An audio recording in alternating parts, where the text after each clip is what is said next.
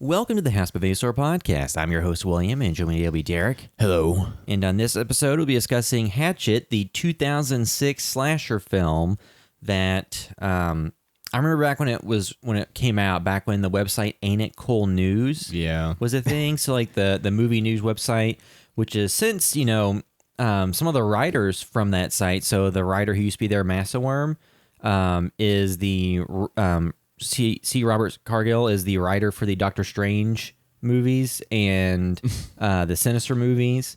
So he moved on to bigger and better things. But the guy, Harry Knowles, that ran it's been under fire in recent years for negative treatment of women and harassment and such. So that website's but back in the day, that was kind of like the big site where all the movie news broke and they can make or break an indie film back in that era. And when the first Hatchet came out and they had seen it at some screening, were heralding it as like the next slasher icon and Victor Crowley from the Hatchet series. So that was what the frame of reference was when I had seen that back in the 2000s, because I had rented it or something back when it back around when it came out. And had you seen this before recently? Yeah, me and you, it was back when you were in college and you were still at home. Oh, okay, so you watched and we'd watch a bunch of really random stuff, and this was one of the movies that we had watched. Okay. That was the first time I'd watched it. Okay, so you'd seen it back around when it came out. Yeah, I'd seen it around when it came out, and then I watched it again this week. And we're not really I've seen it since, too. Yeah, we're not really going to be covering. So there's been 3 sequels that have... And I feel like we've talked about each one of those just like a little bit on the podcast and different stuff, because who's the director of this? Adam Green. Yeah, just covering different Adam Green stuff. I know we've kind of probably we've talked about stuff because I had talked about the newest one, Victor Crowley, at some point. Yeah. And then you listen to their podcast, The Movie Crypt, that's Adam Green and Joe Lynch. So it's always funny to you listen to other people podcast about movies, and then you're podcasting about movies, and it's kind of inception with movie podcasts. But yes, we're discussing that original 2006 film, and then the sequels. I know that all these movies have kind of filtered on and off of streaming services over the years. But right now, if you're in the U.S. at least, the original Hatchet is on Amazon Prime, and you can buy it wherever you buy it. Actually, Amazon Prime right now has a lot of horror. Has a lot of good horror stuff, because I'd watched... earlier this week, I'm a huge Reanimator fan, and they have Bride of Reanimator on there. Yeah. So I watched that, and I watched a couple of different things. I watched Microwave Massacre and something else that was on there. I think they had it was insects, or I can't remember. It was something about these big cockroaches in Australia that were killing everybody and taking them over. And it was, it's okay, but just they have a bunch of really obscure horror stuff, I feel on there right now. And I wonder if that is them proactively procuring and going after that, or if it's the way that Amazon Prime works, where anybody can really submit something. So some of these studios or some of these rights holders for these movies may be well, we're not selling too many physical copies these days. Let's put it on Amazon Prime and see if we get any streaming revenue. The only problem I have with Amazon streaming, and this happens because I want to watch Reanimator, and if you can get different services through Amazon, right? Yeah, so Shudder or Stars, HBO. And if it's on one of the other things that they use, it is much harder to rent that. So if they have that on Stars and you go to rent that movie, you have to find a loophole to rent it. You can't just get on there and rent it. You have to go through and find it. And it's kind of a pain, and it's kind of... That's the biggest issue I have with that. It's I just want to pay you $3 to rent this. I don't want to have to sign up for a Stars thing for a week to be able to watch a movie. Yeah, so the different, pitfalls, all these things. And now soon there's going to be the Disney Plus service. You're going to have a lot of... So you're going to have... came out hard. You're going to have Netflix, Hulu, Disney Plus, Amazon Prime, and then you're going to have... What else? What other services? And there's HBO, all the different pay cable. I just signed up for YouTube TV, and they're starting to have their YouTube originals and stuff too. So yeah, now YouTube TV is $50 a month, so it's not really, because it's a little bit different than other stuff. Yeah, it's the bundles where it has other channels and sports packages. If they're going to push their own content at some point and have a streaming thing, and well, everybody is going for the streaming dollars, because back in the day, everybody thought, oh, we'll just get rid of having a normal cable subscription and get these online services and save money. It's well, no, now you're spending about the same amount of money. You just have to piecemeal decide what you want. Well, I know, we're based in Louisville, and I like Louisville athletics and sports and stuff, and they have the ACC network, and I have Spectrum. So in order to get that, I have to get a $100 TV package add on to my internet. So I'm paying $70 a month. It's $170, but I could do YouTube TV and it was like half the price. And it's like, so I would just do that instead of having to add $100 worth of stuff that I'm going to watch one network on there. Yeah. You know? Yeah. So, but now again, discussing the actual movie that we're going to be talking about. And that is, like I said, Hatchet from 2006. So that was written and directed by Adam Green. And it had in it, of course, Kane Hodder as Victor Crowley. So that was, because, of course, he was Jason in some of the Friday the 13th films and famously was omitted and was not Jason in Freddy vs. Jason. And he was kind of like a fan favorite Jason who had done it for multiple films because most of the times there was only like one movie per actor who was handling that role. And then he had done it for a number of the films, and he did not get brought back for Freddy vs. Jason, and people were kind of upset about that. Did they ever give a reason as to why? I think he said even met with them. They just decided they wanted someone, I think, like taller. Yeah. That's what I was wondering if they wanted somebody. I don't know how big of a guy he is, but I don't know if for that movie they wanted there to be like a stark size difference between Freddy and Jason, and maybe he wasn't big enough. I kind of assumed it'd be something kind of stupid like that. And then it also had Joel David Moore, who was later in Avatar as one of the scientists. There's a bunch of like faces in here that are very familiar. Yeah. And Dion Richmond was Marcus. Bill Murray's brother's in there. Amora Zaragaza was Mary Beth, who was in the sequels. That role was recast with Danielle Harris, who had been in the Halloween franchise as Jamie in 4 and 5. I was like, wait a minute. Then it had Perry Shin, had Mercedes McNabb, who was in some of like the Buffy and Angel shows. Joel Murray, who was like a Mad Men, and Richard Riley, who's been in a bunch of stuff, and like Robert England. What was I thinking? That was Bill Murray's brother. They look a lot alike. Because I was thinking, oh god, I just watched. And then was it Joshua Leonard was one of them too, and he was in the Blair Witch Project. So they do look a lot alike. Tony Todd's in it. So familiar faces does, kind of the thing that a lot of modern horror films do by directors are kind of reverential, like, classic horror in terms of having some different people pop up in smaller roles like Tony Todd. Because, of course, like Tony Todd was Candyman and was in a bunch of other stuff. Well, he's like, in a movie we covered recently, he was in a small role in the Final Destination franchise. And yeah, it's funny how, like, some of these guys get a horror icon status, and then you just see him drop. Like, it's like Robert Englund's in it. He's in this. Yeah, he's in the opening. You get a lot of little, like, oh, okay, these are known people in the horror community. Let's just get them in there for very small bit roles. Well, I think, too, it's just giving little nods and things like that. I think it's fun to have that familiarity, because it's kind of like you said, it's a nod or a wink to the camera a little bit. So I think there's like the two levels of it. If you're making like a real movie that has like a core cast that you're actually focusing on and you have some people pop in fun roles, that's one thing. But the thing that you see on the independent circuit a lot is you have this kind of movie that's just a rape, torture, murder movie, and then they throw like $1,000 in some person's way that was in like one of the Friday the 13th or Halloween sequels and gets them in there for 2 minutes or something. And they'll do a bunch of cameos like that just trying to sell the movie and have the trailer be nothing but the cameos. And the actual movie, they're in there for maybe 30 seconds. Yeah. But this movie, it was just little fun throw-ins. I think, too, sometimes a movie like this, with getting people like that, maybe makes it seem like even though they're throwing money at them, it makes it maybe seem like a more legit property. If you I got Tony Todd, and I got Robert Englund, and I got all these. If you're talking about this being at 2006, that was before the current trend of that really being a thing happened, because you had that movie like Death House a couple years ago that had all the, or I think it just hit the streaming services this past year, but that was one that we had seen them talk about at Days of the Dead in like 2016. Barbara Crampton's in it, Kane Hodder, and like Sid Haig and Bill Moseley, like a bunch of people are in it. But yeah, so getting to the actual movie at hand. So the Victor Crowley character in these Hatchet movies, like the setup is very quintessential slasher movie where there was a kid that grew up deformed, he was picked on and made fun of, and people were scared of him. And some teenagers went to the secluded cabin where his dad lived when his dad wasn't home and threw firecrackers in, trying to scare him so he'd come out and they could see him. It caught the cabin on fire. The dad got home and trying to get him out was using a hatchet to chop the door down. And Victor Crowley had was leaned up against the door and the hatchet hit him in the head and killed him. And then his dad died later. So, and then his spirit roams the swamps and kills people. So very kind of standard setup for a movie like that. The kind of campfire story of somebody that, you have some specific angle the story's going at. So he was deformed, like you said, kind of like Jason. This is definitely a love letter to those movies, I feel like. Well, from listening to the stuff with Adam Green, like you would think that these were all just Friday the 13th throwbacks, but he was saying like his favorite movies were Halloween. And I was like...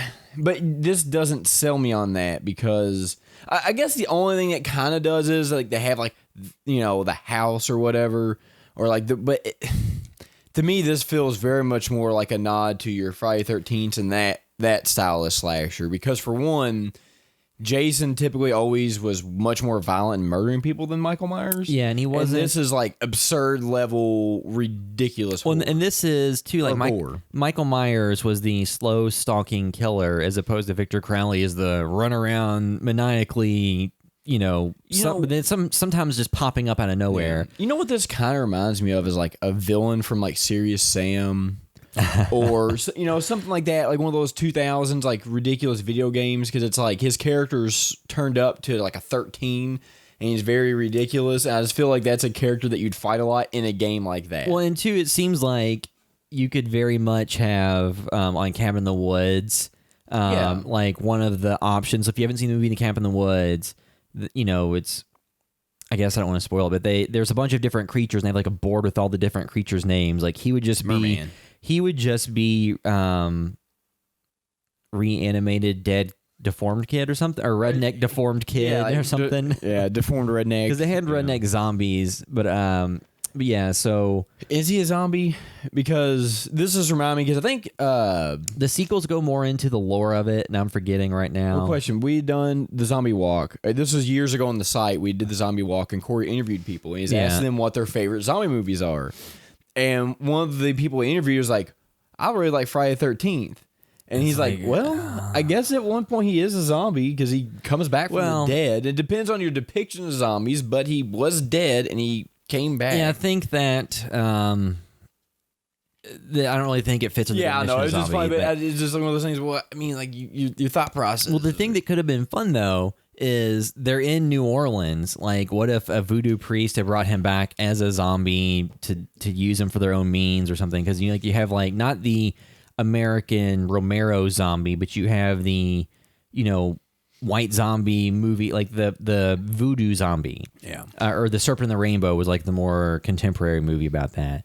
But yeah, so in the movie, the basic setup is you have friends that are in New Orleans. And the Joel David Moore character is there, Ben, because he had a breakup. And he decides, instead of going and partying on Mardi Gras and doing all this stuff like that, he want to go on a ghost tour of the swamp because somebody had told him about it. And they go on the tour. The boat breaks down because the guy giving the tour doesn't know what he's doing.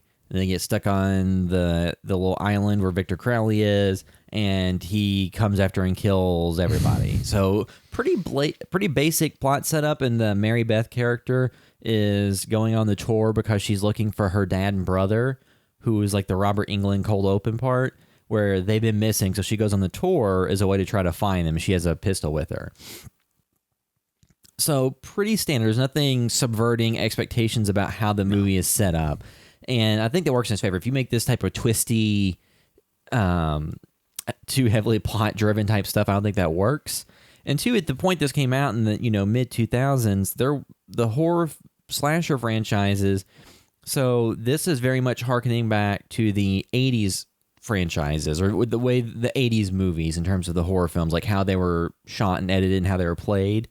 And you had the Scream in like 96 reinvigorate the teen slasher whodunit kind of category that became really popular for like the next, I don't know, 8 years into the early 2000s. So that section of slashers had died off again. The one that would have all of the pretty people from the CW shows, or I guess back then it was the WB, and all those, because you like the Valentine one that had like David Boreanaz from like Angel and Buffy, and then you had some of the weird ones too, like Cherry Falls that had like Michael Biehn and Brittany Murphy in it, and these kind of and Jay Moore. So you had like all these weird slashers, and then it all kind of died off, and the popularity kind of nose dipped. Yeah, because that kind of started phasing out, and like the last one I remember that was really popular, and I can't remember the name of it, but it was like I was in high school, and Bon Jovi was in it, And that was like one of the last ones. It's like a college killer, and they're trying to figure out who it was. And it's kind of like in the inception, like Facebook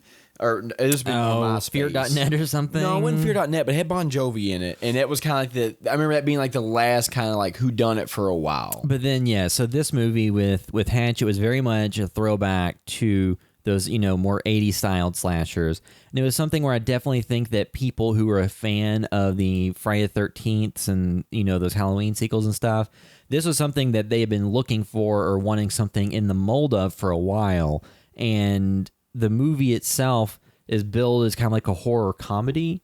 I know that I've heard before on the podcast, the movie Crypto, they've talked about the struggles of trying to market a horror comedy because people want one or the other. They want it to be scary. They want it to be funny. They don't want it to be a little bit of both. And this movie doesn't really have a ton of straight up jokes, but it has a lot of things where they take the gore to such levels it then becomes humorous. Yeah, I mean, there's like, I think probably the most memorable kill to me in this, because I guess we can probably talk about that real quick, because there's not a whole lot of plot here. I mean, it's basically... Yeah, I laid out what the overall plot and that's it, and everybody gets murdered. And the one that the guy that I thought was Bill Murray's brother, which is somebody else, like when he gets his head ripped in half, that's like one of the first death scenes, I think. Well, yeah, because his wife gets her head ripped off. I think he gets his head ripped off in half, and then she gets her head ripped off. But I can't remember. It doesn't. But it's like when you see that, it's like, oh, okay, this is gonna go even further than the Friday 13th or any of those original 80s. Well, because this one literally has like somebody's arms get pulled off, and then too, like you said, so you have somebody's head get ripped in half, and two, the practical effects for that looked really good. Yeah, they're still good. And I think that that's something where in that era, a lot of people were prone to doing the digital touch up to a lot of effects and doing the digital blood sprays and blood squirts. And that really looks terrible now because the special effects have gone so much better over the years. Oh, sorry. It's the wife's head that gets ripped off. Yeah, that's what I'm saying. It's his wife's head that gets ripped in half. And it just looks great. I'm trying to remember. There's like the belt sander to the face. Yeah, that was... Yeah, for some reason I remember that being a lawnmower at first, but yeah, it's a belt sander. Yeah. It's like it's one of the women and he just rips her face off, and it's pretty intense. Yeah, so the thing is like with the setup for this movie being like the swamp and all that stuff, you get the gradual reveal that they're actually in the Crowley swamp when they didn't think they were. And you have the Perry Shin character who is the tour guide, or he's doing kind of like over the top Southern accent as he's doing the boat. And then you find out throughout the course of the movie, and like we've been doing full spoilers to this movie. You can't spoil so there's this really movie. not much to spoil. And he had been running a swamp tour going in the restricted area of the swamp just so he didn't have to deal with competition or get caught and have to pay, I guess, the fines or the money it costs to run a tour. And he crashed the boat because the weather started raining and stuff. So the setup for it is, still very standard. And then you have everybody get off. You have people trying to get off the boat when the character gets bit by an alligator because they're trying to climb over a log to get onto the shore. Not only are they being murdered by Victor Crowley, they're getting attacked by alligators. Like, this to me, I think where I'm at with these movies, though, and maybe you might feel the same, I don't know, but this to me feels more like it belongs in an anthology film or something where it's not a full-length movie, because at some point, like, yeah, while the kills are ridiculous, I just think it's just, and two, we've seen so many of these, you just kind of like, oh, okay. Well, I think it gets to a certain point where it's like, yeah, like I get unstoppable, reanimated, dead kid, deformed person murdering everybody, and it's just at a certain point, like the unstoppable force killer to me gets kind of like boring. Well, I think that, part of the thing you have with this era is I also remember, so a movie we had done on the podcast before when we had Nathan Thomas Miller on as a guest, The Rise of Leslie Vernon, Behind the Mask. Yeah. So that was one that came out in the same general era. It was kind of the found footage documentary movie about a killer as he was trying to work his way up to be, legendary slasher status. And that was in a world where Jason and Michael were real people. And it was, killers trying to work in their mold and stuff. So this, Hatchet and Behind the Mask both came out around the same time. And those are being kind of heralded as like the next generation of horror. I think the problem is those movies were so referential to the the horror that came before from like the 80s and stuff like that, that it was really only geared at fans of that. Yeah, it wasn't not drawing any new fans in. I mean, there's anything can draw in some people, but but it was not a 4-quadrant mass market movie, because I think when Hatchet came out, it was past the period when people really wanted, because this movie, if you change out the killer of Victor Crowley with Jason Voorhees and just call it Friday the 13th, at the time, would that have satisfied people with the new sequel? Probably. I mean, yeah, this would probably have been way more successful if you had attached a just known property to it. And it's not, I'm not saying there's nothing wrong with making a new property, because it's great, but this one is essentially there's a more violent Friday the 13th. Because Friday the 13th, while they are violent and there's some weird stuff in the later movies, especially like Jason Goes to Hell, like it never really gets to this level of violence. Because most of the time it's like, you know, axe to the head and you see a little bit or somebody gets cut in half, but you never really see somebody's face get ripped in half, or they're never really... Because like this one made a point to show the gore all the way through. And because this was still kind of in that gore porn era. So this was around Saw and around Hostel and around that stuff too. So I think that those things being popular also made this fetishize the gore a little bit more than you usually would get. Than you didn't get. Because like in Halloween, like even in the newest one, there was gore in it, but there's nothing like this. Maybe and I don't want to spoil that for anybody who hasn't watched yet, but there's just nothing quite like that in a Friday the 13th or Halloween film. I think that the thing with like the gore, so you have some of the newer movies, I think like the Saw films and the Hostel films that came out around that time.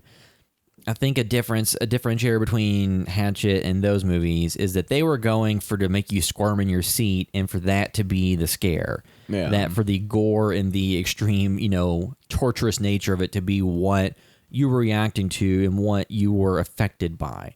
In this movie, in Hatchet, I think the gore was just a means to an end of taking, you know, it's just delivering what those movies deliver. Yeah. And the gore was so over the top. It was almost satirical. Even though they may show something that looks like the head getting split in half of the older woman, even though that may be more graphic than what they show in some of the Saw movies, the way in which presented makes it humorous, not scary and disturbing. Yeah, I mean, he like gets out the belt sander and like that's just so over the top. What's the there's the movie where the guy this movie where they live, or not they live, it's the one where the little aliens getting, or I guess they're demons or something, getting people. It's from the 90s. I can't think who did it. Lord of the Rings guy, maybe.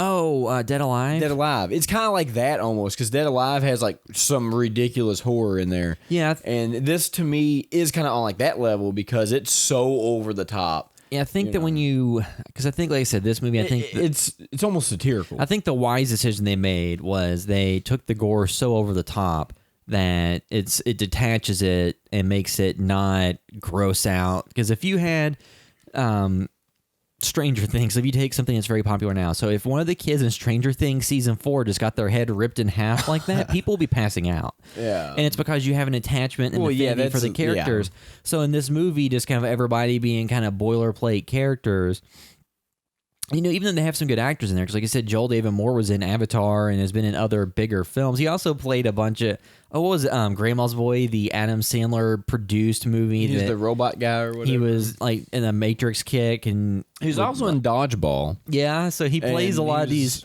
because he has like a very like thin build, so he plays a lot of specific characters. Because I just remember when he's like washing the car, he's like, yeah, get in there nice and deep, like, boy. And he's like sitting there and like they're trying to, yeah. Or wasn't it Justin Long's character that they were? Maybe they're both doing. There was a dude that was like fingering his belly button. Yeah. but they're like both washing the car, and maybe it was Justin Long that he did that too. But it was just really weird. I just remember him being in that movie because he was kind of like the nerd loser guy. But he wouldn't, I don't think, he'd focal point of it. Yeah, but so this movie, so Hatchet played him more as like a straightforward lead.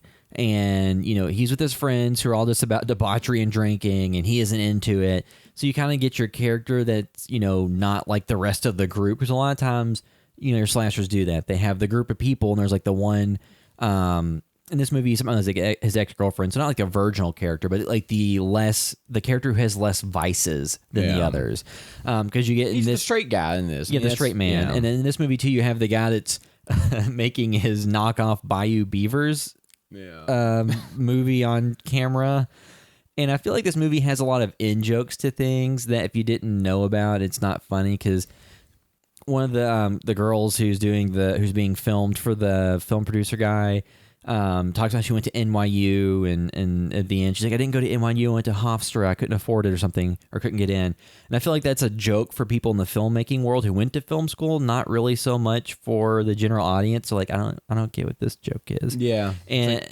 And then we're some normal people. And I do feel like some of these movies do become a little bit insular because you need to understand some of the references they're making, some of the horror references. Like if somebody went into this and had no idea who Robert Englund was, that beginning doesn't have as much impact. No, yeah. And that's where sometimes, and not horror isn't the only thing that does this, but I think that's why things like Paranormal Activity probably did a lot better, because it doesn't feel so, because like it's not referential, it doesn't require knowledge going into it. It doesn't feel like when a lot of these movies, like, well, this is real horror for real horror fans, and it's like, and they sell it to mainly a certain group, and then that doesn't always work. Whereas that's kind of, I think, why slashers kind of died a little bit, because that did happen a lot. And there's still a lot of horror movies made that way, and then those are the ones that typically don't end up as successful. Which, while I do think this is an enjoyable movie, like there are those little weird moments where it's like you said, the Robert Englund thing, like, if you don't know who he is, or Tony Todd, yeah, like you don't really, it's like, yeah, that's nice. Now I feel like Tony Todd, probably more people know who he is because I feel like he was overall. Well, he's also been, actor. he was in like The Rock, and he's been on a bunch of TV, bigger roles than Robert Englund. But or I've just noticed him in more stuff. Yeah, you know. But with Robert Englund, like you said, I feel like that is a very like specific thing. Like, oh, okay, if you're not really a big horror person and you're not really, you know, because there's a lot of stuff that he was in that wasn't just Nightmare on Elm Street. But yeah, I feel like that's just kind of like, I guess for a general fan or just a general movie watcher, might be, like you said, you just don't really feel like you're part of it. Yeah, know? so I think that this is definitely a movie that played to the midnight crowd who are horror fans of these franchises at conventions and things like that. This feels like a convention film. And two, just like rewatching the movie, because I think it was made on, you know, considerably low budget for what the time was. Like, off the top of my head, things like, you know, $1.5 million, somewhere around there. Because there used to be a period of time where if you were going to get DVD distribution and things like that, if you could make a movie for around that or under, you were pretty much guaranteed to break even or make your money back. And I think this movie over the years has sold, you know, millions of dollars worth of DVDs and Blu-rays and copies and stuff like that. None of that really goes back to the filmmakers, unfortunately. It goes to the people who own the rights to it. But, you know, you had like the movies from that era. And this was shot on film too. This is pre-digital, so it does give it a little bit. It doesn't look as cheap as some movies do today that are shot independently. Because even some pretty well-known material can kind of look cheap depending on how they shoot it. Yeah. Like the one thing that did take, I know like this movie has some Marilyn Manson songs in it that kind of like open it up and I think close it out. But aside from that, like the music in it is something to me that kind of stuck out as feeling a little bit cheap. Yeah. Well, even with like Marilyn Manson stuff, like I feel like that really dates it. Because, and like I was never a Marilyn Manson fan even back in the day. But for what I remember, Marilyn Manson was like late 90s, early 2000s. It was like the Blair Witch, yeah, too. but it was like his time, yeah. And then so like even then, it's kind of like it's kind of dated, you know. And the rest, some of the music is kind of cheap. That's where you look at something like Halloween, Friday 13th, Nightmare on Elm Street, where they just kind of score the film. They don't really actually use any music. You go back in to it. the original Halloween. There's Blue Oyster Cult, Don't Fear the Reaper, but that's a timeless. But they also had, song. I mean, because that back in the time was more contemporary. But they also had the fortune of choosing a song that did go on to become a long-lasting classic. Yeah. Because if there's a lot of music out today, then I think if you were to go back to the 2000s, I think we talked about Lights Out, about the kind of rock characters are all in like Avenged Sevenfold and all this stuff. That was kind of like the mid 2000s rock stuff. So a lot of those movies with horror films, there was a period of time where like they had new metal or new rock or whatever, like Limp Bizkit and Korn and all that stuff being on Scream soundtracks. had Creed. So. Yeah, so you have sometimes you use music that's contemporary and it doesn't work out in your favor 10 years down the road because it's not stuff that's popular to the general audiences anymore. Like even Mission Impossible had a Limp Bizkit song in it. Yeah. You know, so like it's not just limited to these horror movies. There's also big time blockbusters that are extremely popular franchises. It's like, remember that one time that Fred Durst opened up your movie? Yeah. Yeah. Now I know why you want to hate me. Because, hey, yeah. So you get the misfortunate times of choosing music. So with the Marilyn Manson song they used for this, like I didn't really, mean, like if you're aware of who he is, then you're like, oh, okay, yeah, this is definitely. But I mean, I don't think it dated it too much. No, I think it just the way this movie plays, it doesn't feel super dated the way that a lot of 2000s movies did, where they went heavy with the current music. Because if you had, I mean, I think this is already kind of past the era of Korn and all that stuff. Yeah. But if you had a bunch of, the soundtrack had like Slipknot and all these different bands on it, then if you're into those bands, cool. But I think a lot of times it can kind of cement something in a time and place from like a past era. And I think, and it is interesting to me that this movie never really showed up on AMC Fear Fest and things like that, because I think it's just beneath. Well, I think too, though, it's too violent. I don't think you could have it. Now, a TV version. I think that's kind of like if you had a TV version of this. Now, I know sometimes at certain times they can show whatever. I know like they're a lot more lenient after midnight on some stuff. But like this and a lot of the Saw movies, like even though the stuff that's in this is not any worse than stuff we've seen in Bones or any of the 1 million CSI shows or cop shows, it just, since it's so much more, and it's the way it's presented. It's the way it's presented. It's because like in Bones you see some really awful stuff. Well, but and the movie too has just like a tiny bit of it has not a tiny bit. It has a little bit of nudity of just like boobs. Yeah, but that's, I mean, every Friday 13th movie has boobs. So, or for the most part. At least they were like, I guess it makes it more palatable for some people if it's just so egregious and winking, like, we're going to get it out of the way this way in like the most straightforward way possible. But, it's funny that because I don't really know, this could maybe be on, like, it wouldn't be on AMC Fear Fest, because AMC Fear Fest, and this is something we've talked about a lot. I don't have cable anymore. I do right now, I guess, but like they used to be something that you go watch, and that's where a lot of the movies I liked came from. But I don't know if this. It depends on what they're going for, because their lineup, I guess, rights-wise, changes so often, and they always play Halloween 4 and 5. Well, I think that part of the thing is, so like it's probably because those rights are cheaper than the original. But I would assume with with this movie with Hatchet, part of the reason it probably never caught on in that way is because, like you said, there's all the over-the-top violence. If you cut that out, you're probably cutting out a significant chunk of your footage. Yeah, it wouldn't be that good. And because the language isn't anything too over-the-top, if you can cut down some of the different movies that they have TV versions of, I think it's just that it was kind of, it came out and it had, fans across the globe, but it never reached the mainstream level of consciousness of a Michael Myers or a Jason, because it was more of like a film fan and a festival darling. And they didn't have like a super wide theatrical release or anything. Yeah, I mean, if you went and you asked people that that came out Halloween last year, what was some of their favorite slashers were, and this probably out on your general film audience would not have been out of their mouth. Because I feel like this movie aligns with people that go watch Halloween, but I feel like your general person's like, oh yeah, I really liked Also, in the world we live in now, things get replaced so fast. I mean, you got stuff coming out all the time. So, 13 years ago, So I guess too, we can kind of go back through the movie. So, in terms of like your main characters, they give you likable enough characters, and because like Marcus and Ben, like your two kind of characters you're following, and then Mary Beth, like interesting enough, not bad people. Isn't Mary Beth the only one that lives?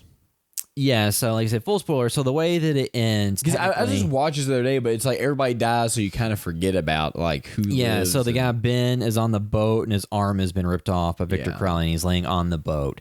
And they do the thing with these movies, kind of like Phantasm does, where it kicks the sequel off at the end of the prior film. Yeah. Now with Phantasm or Evil Dead, they would kind of rewrite the endings between the movies, or at least between Evil Dead and like Army of Darkness.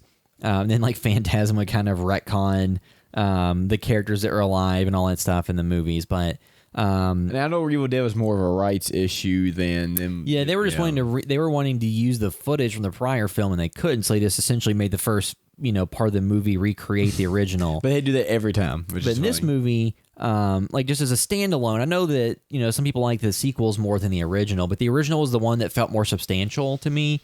Because it was the one that came out and got all the buzz and was, shot on film, had a little bit bigger budget than the other ones. And, you had the more recognizable faces. And the New Orleans setting, they spent a lot of time in the swamp. So it's you don't get to see as much of the aesthetics of New Orleans and see, like Bourbon Street and everything that's going on in those different areas. You just get a lot of swamp. Which is fine because, it's the cost-cutting measure that most slasher films or horror films use, is try to restrict things to certain primary locations and to just, do exteriors places and, do other things on sound stages or sets or whatever. But yeah, them running around in the swamp for the most of the movie, like I would have liked to have seen more of it take place in New Orleans proper. But part of the problem with that is I don't think they could have Victor Crowley leave the swamp and it not go off the rails. Well, I think too, though, his suit was also very rubbery. So I think if you put him like in brighter lights, it probably wouldn't look as good. So I feel a lot of times for that is because his character still looked kind of goofy and rubbery in there, but it probably looked a whole lot better in the swamp setting than it will. Because if you kind of get like the Jason goes into Manhattan or whatever. Jason Takes Manhattan. Yeah, where like when he's walking down Main Street or going through goofy. Going through Times Square and kicks the boombox. Yeah, I think with this movie, having him in more dimly lit locations, running around, I think that makes more sense. Because Kane Hodder does give a very good performance as... And it's funny because Kane Hodder's name itself almost sounds like a slasher killer. Yeah, it's funny because like it does, or a professional wrestler. Like, but I think he gives, because people were used to and liked his Jason performances, and this is different because this one's a little bit more, a maniac running around. This is the WWE version of like a slasher killer. A slasher, and that's fine because I think that kind of gives it its own voice because, like, the Michael Myers is the slow stalking killer. Jason was the same way. Jason is, the movies changed a little bit from here to there. In like part 6, he's more like a woodsman, with like hunting gear and stuff. And but the balance they struck with this. This is more like Jason or Friday the 13th, like 2 and 3, because I feel like after 2 and 3 he didn't run it. Well, because in Jason in part 2 he was the deformed face wearing normal clothing with the bag on his head. So luckily they didn't use the bag. Because wasn't that the one at the end where like the girl's always in a boat, but she's in a boat and she looks at the cabin and you see his face and he's like and like runs. That was part 3. Because that's like the best part of any of those. But this movie feels more like that version of Jason than the other ones where he runs through, and I've always thought that was really good. Yeah, so I mean, like, but back to the movie, like, so you kind of have your side characters, like the older couple who get dispatched very gorely. You have the film producer guy that gets offed, and then the two girls. The one gets the belt sander to the mouth. That's just exceedingly mean for no reason. Yeah. And two, like one thing I'll say about the movie is I'm not sure how well some of the actual intended humor has aged, because they made jokes about the girls having crabs and like scratching her crotch and stuff, and it feels like high school dude humor. Yeah, definitely. And that's fine. But actually, you know what? I feel like for whatever reason, this really gave me a Girls Gone Wild vibe. Yeah, and I'm like, if you ever watch Arrested Development, they make fun of it, and I can't remember what it's called. Girls of Low Self-Esteem. Yeah, and it kind of reminded me of that. And isn't that Zach Braff? Yeah, who was on the show. Like, I feel like those people would fit in this world really well. And this is definitely for a bygone era a Nat joke, because I feel like that would be like hit really good with that type of crowd. Yeah, because the people today probably aren't aware, because back then Girls Gone Wild, because they even in the movie itself, the video he's making is Bayou Beavers, which is very Girls Gone Wild. But at this point, I think that's probably not as much of a thing, because the Girls Gone Wild, if you're not aware, was these kind of infomercial on TV sells videos. It's essentially videos of them exploiting drunk college girls into doing stuff. Very softcore porn where they would go and convince girls to take their tops off and show their breast. And then there was probably ones where they, like, once again, not knowing any of this, I'm assuming a lot of people were just really drunk and signed off on waivers for stuff without really thinking about it. Exploitation. And people were thinking, well, it's just one of these videos. If I get paid a little bit, that's not a big deal. In today's world, people are just specifically, they don't want to go and pay $30 to see videos of girls just showing their breasts. They're just going and getting like a Pornhub subscription to watch like hardcore stuff. Whatever, yeah. So I think that again is... It's funny how much that's changed, because that's gone now. Like, I don't like, you said I don't have cable, so I don't know if they still have the infomercials for stuff like that. They do. But I think today they're just like, don't pay to see, don't pay $30 to see this video. Pay a subscription service to our website and see some very hardcore stuff. Yeah. Is how I'm assuming that goes. But it just, that to me was very Girls Gone Wild-esque on some of the humor. And like, I know it was probably aimed at, but I feel like even at that point, that was probably toward the end of that. But that's what that reminded me of. It's like, oh yeah, that's very Girls Gone Wild-esque. You know, I guess nowadays it'd be more like the Casting Couch or whatever. So it's like, you know, but that humor didn't. Nothing that's too offensive at the beginning. No, at the beginning, there's a part where Robert Englund is calling his son, luckily not any slur. He's calling him a queer or something. Well, I mean, it is a slur. But it's not the egregious slur because that word has been reclaimed a little bit in recent years and used as a descriptor and an adjective for people like self-describing using that adjective. But you know, some of that humor didn't really age too well. You know, Tucker and Dale versus Evil kind of has the same vibe too, as far as the way it looks. Yeah, because like they've rustic cabin. It feels like the movie feels sweaty. So I feel like if you touch the movie, you're sweaty. And like watching Dale and Tucker versus Evil, I feel like I'm just sweaty watching that. Well, I think too, yeah. So some of the humor didn't age super well. Like I said, the beginning part, I mean, it's not too egregious. It's not anywhere near as bad as some of the stuff that was in movies in the 80s and 90s. And you know, coming from people too that aren't hateful, it's not, you know, like knowing who's behind it. Like sometimes there's a certain point in today's world where I do wonder, like, are we getting to the point that characters in movies can't be bad people anymore? Because you know, like some people get outraged when there's a bad character that says something in a film. It's like, no, the point is to point out that they're wrong and this is dumb, and then for them to get comeuppance. It's not to prove their point; it's to do the opposite of that. But even now, some people get upset about stuff like that. So I just wonder, like in 20 years, are we going to be able to have movies that represent a time period or an angle that's not super positive and modern sensibilities? But I think horror is one venue where people still can do whatever they want. Well, because there's nothing quite like having a douchebaggy character, whether they be male or female, that does a bunch of awful stuff, and then they, you know, get their face ripped off. Yeah, you know. Yeah. So and too, in this movie, none of the characters are really that egregious people. If anything, they're mildly annoying. But you know, you have like the different kills of all the different characters that, you know, range in how gruesome they are. Then, you know, like the first character that dies that you really care about is Marcus, or that you should care about, like one of the two, you know, main guy characters you're following. Doesn't he get his arms ripped off or something? Yeah, or gets his like leg. that. So yeah, so when I got his arms ripped off and beat up with him or something. I can't, because there's so many different deaths in this movie. because I watched this just a couple of days ago, and you just forget about it, because that's the one problem with this, is that when you have so many kills that are escalated so highly that they all kind of morph into each other, and then none of them cease to be memorable. Well, yeah, because it's one of those things when you have so much that happens in terms of like the excessive gore and stuff. At the end of the day, if so much happens, and it's not as easy to remember a specific thing because you saw so much. And we've also, and this happens with Nightmare on Elm Street, this happens with Friday the 13th, this happens with Halloween. Every single horror franchise that has more than one movie, when you've seen all of them, they all morph into each other, even if you just watched it. Yeah. And you come in and you're like, oh, well, you know, the girl in Nightmare on Elm Street got turned to a cockroach and no, that was 4. Oh, okay. You know, and this happens. It is easy to kind of let things bleed together. So I hadn't seen the sequels in a while. I forgot that Daniel Harris wasn't in this one. And you go back and watch it, and it's like, oh, okay, so she's in the second one. Yeah. 'Cause I remember her being the focal point.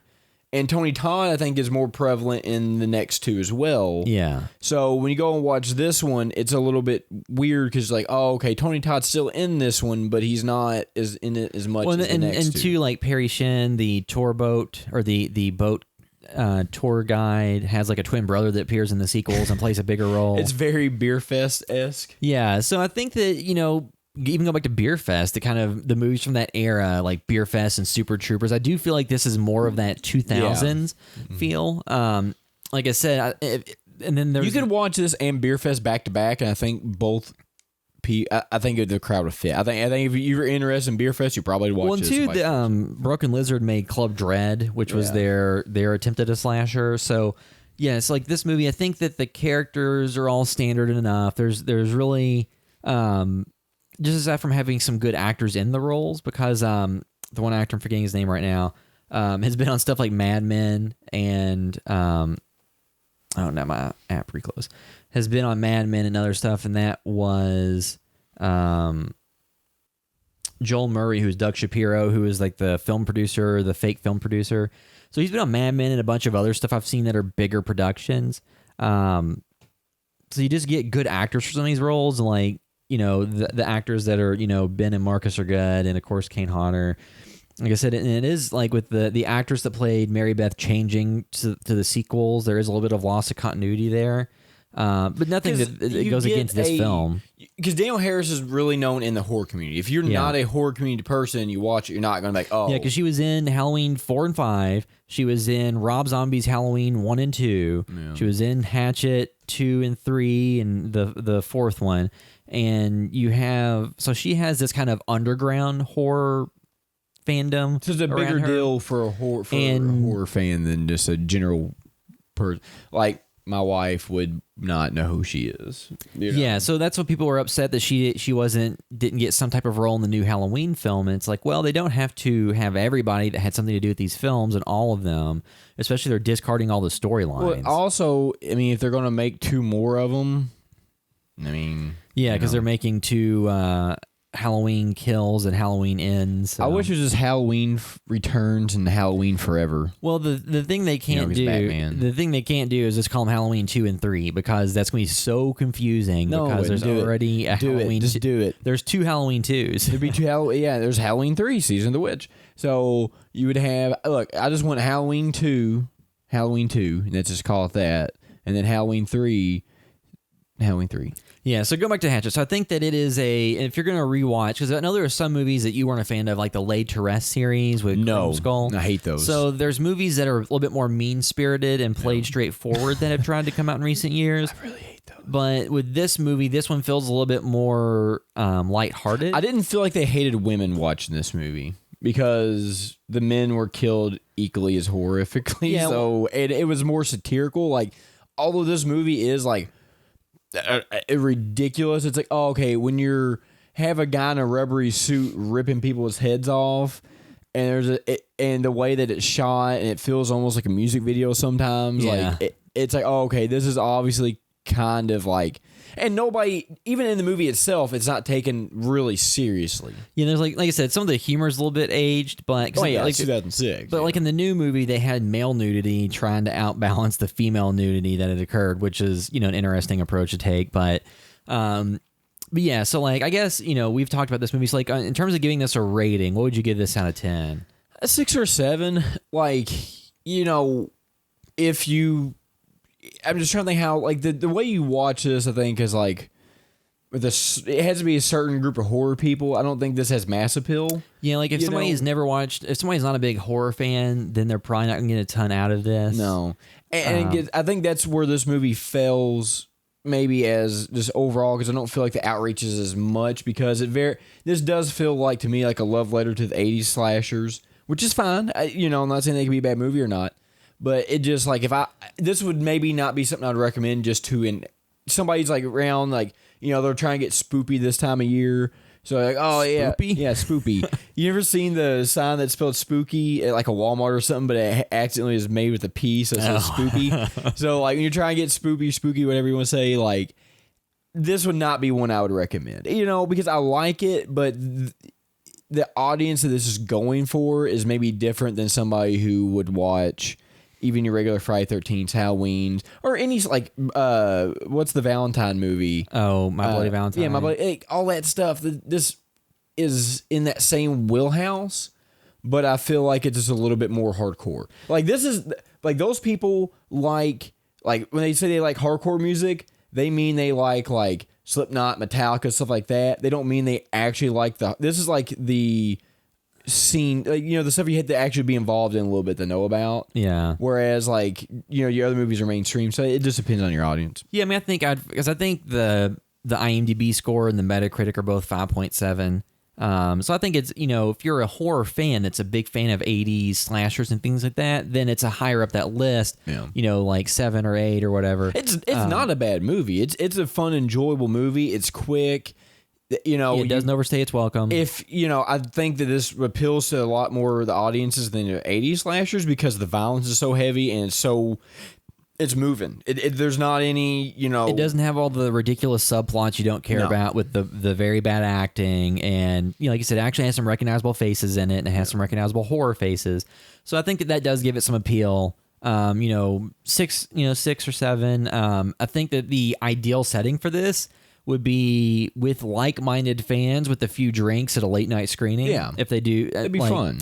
That'd be like the ideal screening scenario for a movie like this, because it's a horror comedy, but it's not overt comedy. It's, everything is so exaggerated it becomes comedy. Yeah. But like something like Tucker and Dale vs. Evil is more of a mainstream kind of horror comedy. It doesn't require as much knowledge of anything horror. But it's almost as gory as this. Not as much, but there's still some. Yeah, I think the big difference between like something like this and that is in reference to horror films without specifically referencing them, requiring them to kind of be part of the fun.